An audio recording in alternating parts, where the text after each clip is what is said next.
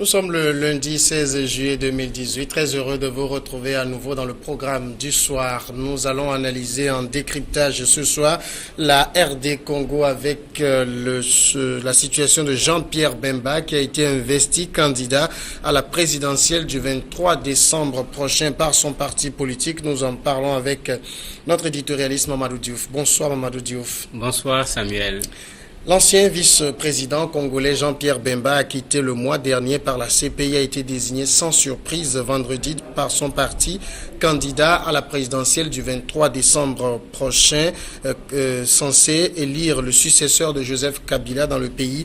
Nous avons décidé à l'unanimité de reconduire le sénateur Jean-Pierre Bemba Gombo comme le président national du mouvement de libération du Congo pour un mandat de 5 ans et de l'investir comme notre candidat à la présidentielle pour le scrutin, a déclaré Jean-Jacques Mamba. Alors, Mamadou Diouf, est-ce que Jean-Pierre Bemba exécute la mission pour laquelle il a été libéré? Est-ce qu'il a été libéré pour une mission? Il faut qu'on se pose la question parce que pour le moment, il y a eu un procès, on est allé en appel, l'appel a remis en cause la condamnation au niveau du procès. Maintenant, est-ce qu'il y a des gens qui peuvent bénéficier de cette libération? Très certainement, puisque même sur le malheur de quelqu'un peut venir à en profiter. Maintenant, est-ce qu'il y a réellement une mission? La question se pose parce qu'il arrive dans une République démocratique du Congo où il y a plein d'incertitudes aujourd'hui. Et la plus grosse, c'est même la candidature du président de la République, puisqu'il est clair qu'il a terminé avec ses 2 mandats. Il est clair qu'il a dépassé même la période de ces 2 mandats, mais on s'attend à ce qu'il dise « je ne serai pas candidat » et il ne l'a pas dit jusqu'à présent. Il arrive également au moment où l'opposition tentait de se regrouper. Son arrivée arrange qui? Son arrivée dérange qui? Pour le moment, tout ce qu'on peut faire, c'est des analyses. Est-ce qu'il y a une mission? S'il en a, en tout cas, ça va devenir clair bientôt. Mais c'est quand même curieux que sa libération intervienne à quelques semaines d'une élection où, vous le dites si bien, le sort de Joseph Kabila, il y a beaucoup d'incertitudes là-dessus. Oui, en fait, les élections auraient dû avoir lieu bien avant. C'est des élections qui, finalement, se sont retrouvées en train de traîner jusqu'à aujourd'hui. Et il n'est pas évident que le lien soit un lien organisé. Parce qu'à ce que je sache, au Congo, il y a un État. C'est au niveau du Congo qu'on s'occupe de ce qui concerne les élections. Et au niveau de la Cour pénale, j'espère bien que ce n'est pas des décisions qui viennent du Congo que l'on prend en compte, ou bien c'est des décisions qui viennent d'ailleurs, parce que dans le principe, en mettant sur pied la Cour pénale internationale, on trouvait que les jugements qui se faisaient en Afrique, surtout pour ce genre de personnalité, on ne le faisait pas en respectant les règles. Soit on ne jugeait pas véritablement la personne, soit on exagérait quand on jugeait la personne pour faire en même temps une chasse aux sorcières. Donc théoriquement, c'est au niveau de la CPI qu'on doit avoir un jugement qui va être loin des procès que nous avons dans nos pays, qui se font au tribunal et qui sont régulièrement qualifiés de procès politiques.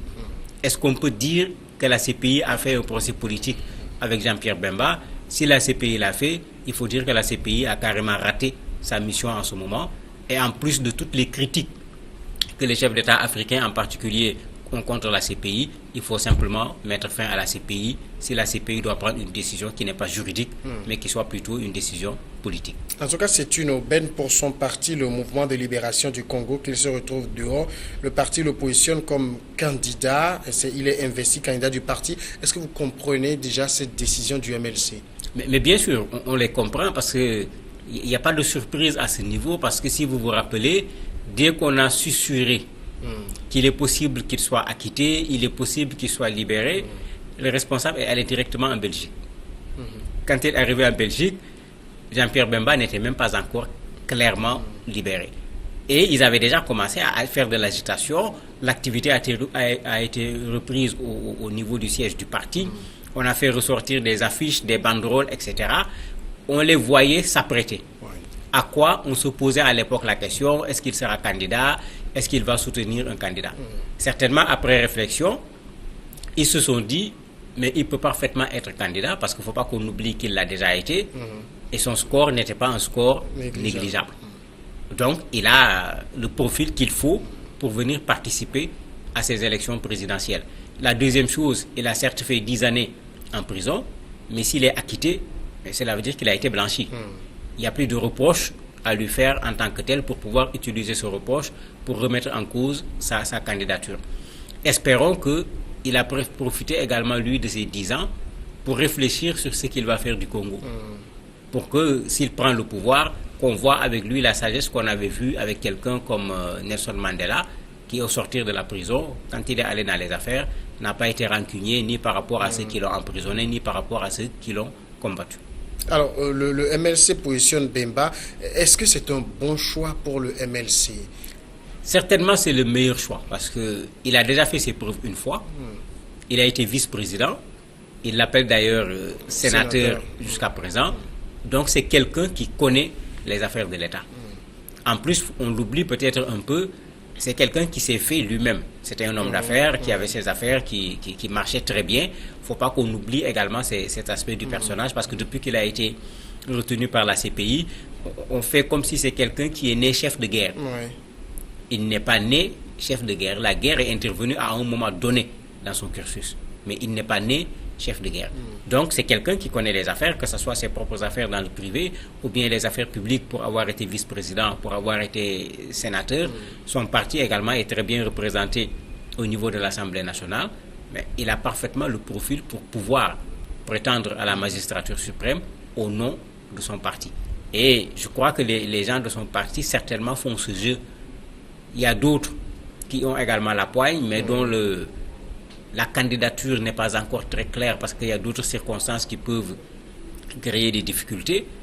Si ces gens-là, parce que c'est de grosses pointures également, ne sont pas candidats, bien qu'ils soient arrivés le dernier, ils risquent de profiter du ralliement d'un certain nombre parmi ces candidats-là. Mais comment comprendre que même après 10 ans de prison, il garde cette aura sur son parti? En Afrique, on aime les gens qui se battent. C'est très particulier, même si parfois moi-même je ne veux pas descendre sur le terrain pour aller me battre. Celui qui est sur le terrain pour aller se battre là, on l'apprécie bien. Et lui, il était sur le terrain, il s'est battu. En tant qu'entrepreneur, en tant que quelqu'un du privé, il sait s'occuper de ses propres affaires. Quand il s'est mêlé à la situation du pays, il l'a fait et il l'a fait jusqu'au bout. Puisque quand il y a eu des problèmes avec les élections, il ne s'est pas contenté de les contester sur le plan juridique. Tout le monde se rappelle qu'après les élections, il y a eu des affrontements qui ont fait des morts. C'est de ça que vient même son titre en fait de chef de guerre. Il ne l'était pas auparavant, mais il a trouvé que les élections ne s'étaient pas passées comme il se doit.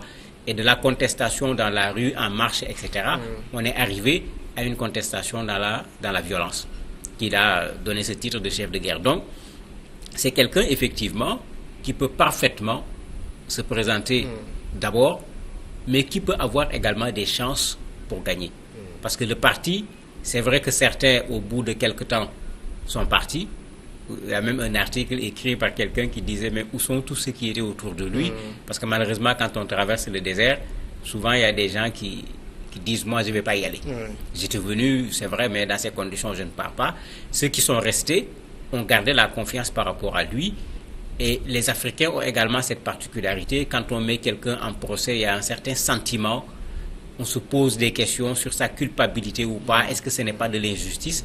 Mais il peut gagner sur tous ces terrains-là. Et je crois que les gens de son parti ont bien regardé également la situation nationale pour se rendre compte qu'il a ses chances par rapport à ces élections, soit pour arriver premier, soit au moins pour arriver deuxième, et voir comment négocier la suite des élections. Mais est-ce qu'on est déjà sûr que cette candidature va être acceptée? Bon, pour le moment, on ne peut rien dire parce que je crois que c'est vers le 22 qu'on va recevoir le 24, voilà, qu'on va recevoir les candidatures. Il faut qu'on laisse les juristes regarder les candidatures et dire quelle candidature est conforme, quelle candidature n'est pas conforme. Donc c'est trop tôt pour le dire. Mais on peut penser que la candidature peut être acceptée puisque l'État de RDC même est en train de lui préparer son passeport diplomatique. Ça veut dire que on est en train de reconnaître à la personne sa stature. Parce qu'on ne donne pas le passeport diplomatique à un criminel, On ne donne pas le passeport diplomatique à quelqu'un qui a été condamné. Donc c'est comme si au niveau de son pays, on est en train de suivre le même chemin que la CPI, en train de reconnaître que ce qu'on lui a reproché au niveau de la Centrafrique, ce n'est pas exactement cela. En ce moment, s'il peut reprendre son passeport diplomatique, cela veut dire qu'il est en train de reprendre ses droits de façon générale. Alors qu'il y a un autre candidat qui a eu du mal à se faire un passeport, bien que lui, il n'a pas été condamné, il n'a pas été emprisonné. Ça veut dire que sur ce plan-là, il est plus dans la position d'une légalité qu'un autre candidat.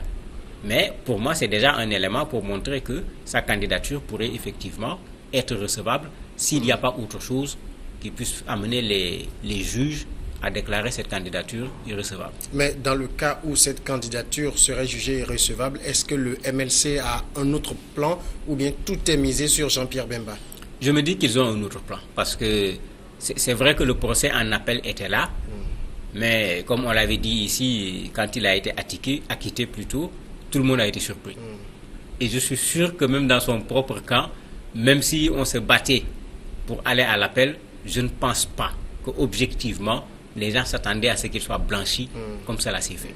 Donc certainement, étant un parti politique, devant participer à la conquête du pouvoir au niveau de la RDC, les gens avaient déjà réfléchi, voire même pris une position par rapport aux élections à venir. Ce qui veut dire que si on invalide sa candidature, ce plan qui avait été concocté par le parti peut être utilisé comme un plan B qui va permettre au MLC de participer aux élections. Parce qu'il ne faut pas oublier que ce n'est pas des élections présidentielles seulement, il y a également les élections législatives et autres. Donc ça permettra au MLC de voir comment participer aux élections sans Jean-Pierre Bemba pour ce qui est de la présidentielle, mais avec le parti pour les élections présidentielles et les autres élections qui vont avoir lieu en décembre. Alors, sur le champ politique congolais, est-ce que Jean-Pierre Bemba, c'est l'homme derrière qui tous les autres doivent s'aligner? Ça va être beaucoup plus compliqué. Ça va être vraiment beaucoup plus compliqué parce que je vois mal, par exemple, Félix Tshisekedi se mettre derrière lui. Je vois vraiment mal parce que c'est un peu la difficulté dans nos pays. D'autres vont pouvoir peut-être le faire parce qu'on est en train d'essayer de créer un rassemblement autour de sa personne. Il y a un autre rassemblement qu'on essaye de faire également autour de Moïse Katumbi. Donc lui, il risque d'être un troisième pôle de rassemblement parce que c'est malheureusement ça le plus souvent. C'est difficile de mettre ensemble des grosses têtes. Et d'ailleurs, même dans le Congrès, quand on regarde une des résolutions, ils disent qu'ils sont pour la candidature unique. Donc ils sont pour qu'on rassemble les gens. Mais le même texte dit de façon claire, recommande la candidature de Jean-Pierre Bemba. C'est-à-dire, et puis ce n'est pas surprenant, ce n'est pas le MLC qui va laisser son candidat pour proposer un autre candidat. Je crois que c'est ici que ça va être très très compliqué parce que c'est de grosses pointures qui vont se retrouver au devant de la scène. Qui va accepter de s'aligner derrière l'autre? Ça ne sera pas facile. Alors, pour le pouvoir congolais, de Joseph Kabila notamment, même si il n'est pas encore très clair sur son propre avenir, est-ce que Bemba, c'est l'homme qu'il faut le plus craindre? Ça peut être l'homme qu'il faut le plus craindre parce qu'il a combattu Kabila. Donc que Kabila soit candidat ou pas, Bemba peut s'asseoir sur ça. J'ai combattu l'homme et j'avais raison, vous avez vu ce qui a été fait, etc. Ça, c'est un élément. Mais ce n'est pas évident que ce soit la personne qu'il faut craindre le plus. C'est vrai que Félix Tshisekedi vient d'arriver, mais s'il bénéficie de l'aura que son père avait, il est également un candidat, tout comme Jean-Pierre Bemba. Et lui également, l'État a des choses à craindre à son niveau. C'est la même chose avec Moïse Katumbi. Il n'est pas encore sur le terrain, mais on voit les gens se mobiliser à l'intérieur du pays, on voit les gens se mobiliser à l'extérieur du pays. Actuellement même, c'est à lui que l'État de RDC est en train, à la limite, d'empêcher d'être candidat. On lui met plein de bâtons dans les roues pour sa candidature. Quelle est la raison? Est-ce qu'ils ont des informations montrant que c'est peut-être lui le candidat le plus dangereux par rapport à l'État ou pas? Nous n'avons pas les informations, mais quand on regarde dans la situation aujourd'hui, c'est lui surtout qui est visé par des difficultés qui peuvent l'empêcher d'être candidat, jusqu'à même lui reprocher de pouvoir renouveler son passeport, alors qu'au moins une chose est claire, il est bel et bien un citoyen de la République démocratique du Congo. Alors, pour l'heure, il y a encore une autre affaire qui attend Jean-Pierre Bemba, c'est celle de subornation de témoins. Est-ce qu'il va pouvoir régler cette affaire avant le dépôt de candidature le 24 juillet prochain? Je me dis que le problème va être réglé parce que je vois mal la CPI laisser Jean-Pierre Bemba partir, laisser toute cette campagne de communication qui est en train d'être faite si la CPI était sur une logique de le condamner. Parce que je ne vois pas pourquoi on l'a laissé partir en Belgique en ce moment, etc.